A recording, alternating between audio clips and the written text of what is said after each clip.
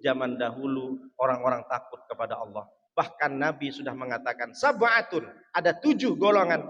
Yudilluhumullahu fi dhillihi. Allah berikan naungan di akhirat yauma la dhillah illa dhulluh. Tidak ada naungan kecuali naungan Allah di akhirat. Siapa mereka? Salah satunya rajulun, seorang laki-laki. Da'athum imra'atun, diajak oleh perempuan, datah mansibin, dia kaya, dia punya kedudukan, wa jamalin, dan dia cantik. Tapi meskipun diajak laki-laki ini dengan perempuan cantik dan kaya, inni akhafullah, laki-laki ini tetap tak mau dibujuk, dirayu dengan perempuan yang cantik dan punya kedudukan yang kaya ini, karena saya takut kepada Allah. Ini Pak, komposisinya lengkap. Jadi misalkan kita ada perempuan cantik luar biasa, tumitnya pun macam kaca, mengkilat ya Pak, betisnya apalagi. Sudahlah itu cantik, bawa Alphard misalkan, bawa duit 2 miliar. Hai cowok, ikut aku yuk. Gimana kita perasaannya Pak? Pas berdua sama, kira-kira ikut atau tidak? Sudahlah cantik, bawa duit 2 miliar. Ini kan komposisi lengkap ini. Ada orang cantik tapi tak kaya. Ada perempuan kaya tapi tak cantik. Banyak terjadi. Dapat berondong-berondong. Padahal tak cantik dia, cuma duit banyak, dapatlah berondong. Umur 25, padahal dia udah umur 60 tahun. Kalau kita Pak Ustadz menghadapi perempuan sudahlah cantik kaya, terus diajak jalan-jalan, kira-kira mau enggak ya? Mau enggak?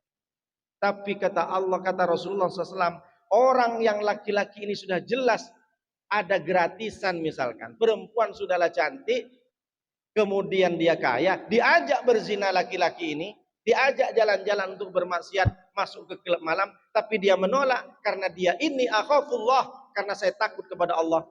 Inilah laki-laki yang memiliki kualitas penghambaannya paling tinggi di hadapan Allah.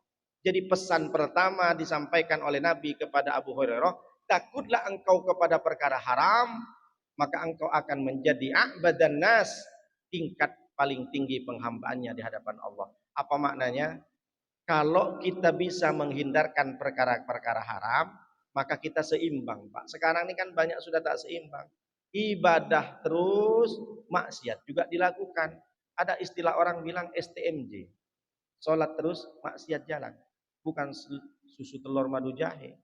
Dia juga sholat, dia juga puasa sunnah, tapi tetap saja mulutnya tidak bisa ditahan untuk mencaci orang.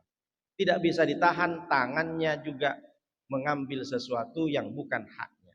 Tidak bisa ditahan juga matanya untuk melihat video-video yang mungkin menjauhkan kita dari Allah. Tidak bisa dielakkan juga telinga. Kita jangan sampai menjadi orang-orang yang masuk golongan kata Allah Subhanahu wa taala, khatamallahu ala qulubihim wa ala sam'ihim wa ala absarihim gisyawatun. Tertutup, khatamallahu ala qulubihim, ditutup sama Allah hatinya. Sudah tidak ada hidayah, tidak ada rahmat. Ketika hati sudah tertutup dari rahmat, wa ala sam'ihim, merambat ke telinga, telinganya pun tertutup. Wa ala absarihim gisyawah, kemudian matanya juga ada penutup. Hati kalau sudah tertutup dari rahmat Allah, begitu juga telinga pun juga tertutup dari terang Allah, dan mata pun juga tertutup dari rahmat Allah. Apa maknanya? Dia sudah tidak bisa masuk nasihat lagi. Diberikan nasihat lewat kuping, lewat telinga, tidak mempan. Diberikan nasihat dengan mata, tidak mempan. Hati pun juga tidak mempan. Na'udzubillah min dzalik. Kalau kita sudah sholat, sudah puasa, tapi mata kita tak bisa dijaga, telinga tak bisa dijaga, hati pun juga tertutup, banyak-banyaklah minta ampun kepada Allah.